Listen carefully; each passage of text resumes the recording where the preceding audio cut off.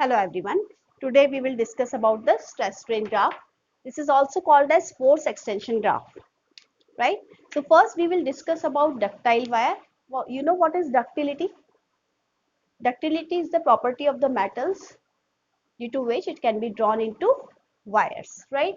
So ductile wire means the wire when we apply a deforming force, what happens to that wire?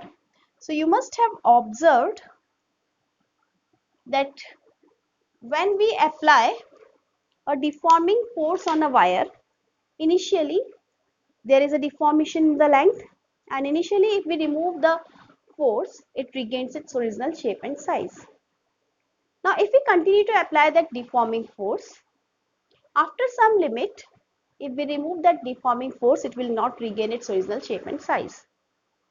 And if we still continue to increase the force, what will happen? The wire will show some signs of flowing, means some constrictions will appear on it, and it will indicate that it is about to break if you increase the deforming force more, and it happens. So after a limit, if you increase the deforming force, the wire breaks, right? So here we are drawing the stress strain curve.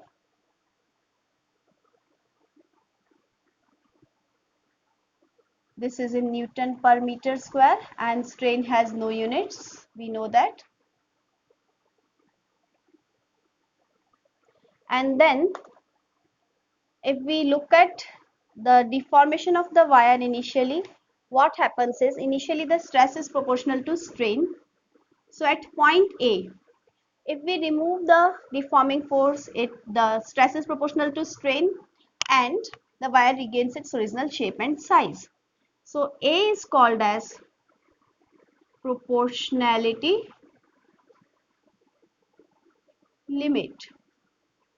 Now again, if we increase the stress, what happens is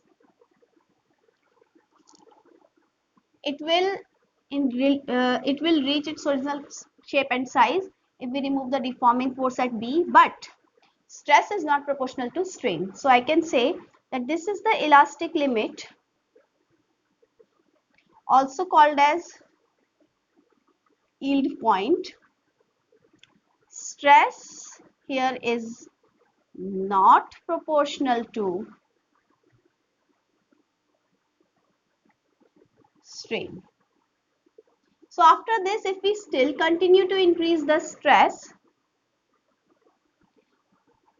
so beyond point P, if we remove the stress after applying it, the wire does not regain its original shape and size. It will have some permanent deformation after point B if deforming force is removed. So this deformation which remains after removal of deforming force is called as permanent set. And then after, if we still continue to increase the stress, with small change in stress the strain changes, strain is more. This point is D, and then after the wire breaks. D is the maximum stress which a wire can bear before breaking. So this is the maximum. This point is called as ultimate tensile strength.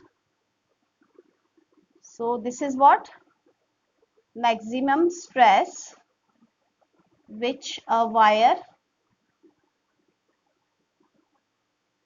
can withstand before breaking, right? C is what?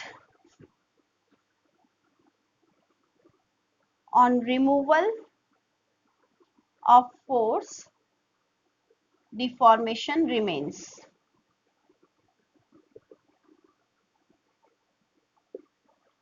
And E is what?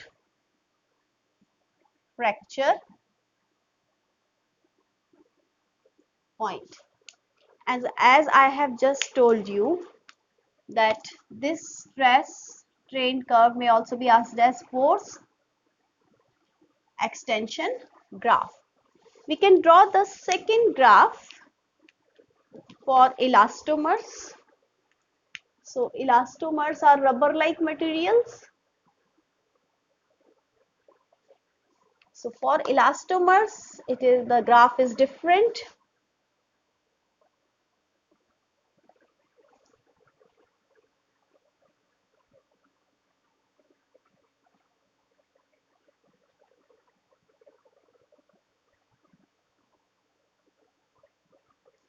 And for brittle materials,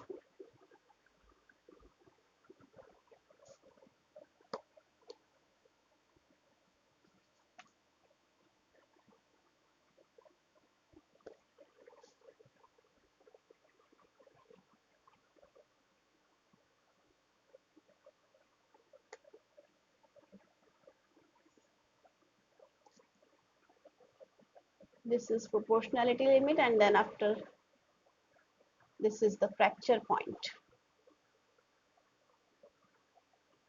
So what happens in brittle materials? Proportionality is there, and then after soon it breaks. Now in this graph we can mark that this is your elastic region. This is your elastic region, and this one beyond B is your plastic region, because the wire does not gain its original shape and size. And how can you check whether the material is brittle or ductile? If the gap between the proportionality limit and the fracture point is less, then we can say the material is brittle, and if it is more, then we can say the material is ductile. So that's all for now. Have a nice day.